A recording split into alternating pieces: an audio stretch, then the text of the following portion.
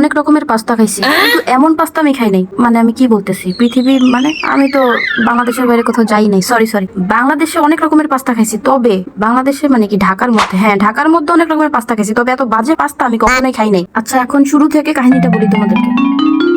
হঠাৎ করেই আসলে আমার ইচ্ছা হলো যে সারাদিন তো রোজা রাখি, এখন রোজা রাখার পরে ইফতারিতে একটু ভালো কিছু খেতে মন চায়। এখন ভালো কিছু খাওয়ার চক্করেই এত জঘন্য একটা জিনিস খাবো আমি তো ভাবতেও পারি নাই। তো যাই হোক, আমার খুব পাস্তা খাইতে মন চাইছিল, যার জন্য আমি এই যে পাস্তা নিয়ে আসছিলাম বাসায় পার্সেল করে। যদিও এটা অনেক দূর থেকে আনা হয়েছে, মানে একজন অফিস করে আসছে, তো অফিস থেকে পার্সেল করে তারপর বাসায় নিয়ে আসছে। যাই হোক, এখন কে আনছে সেটা আর বললাম না।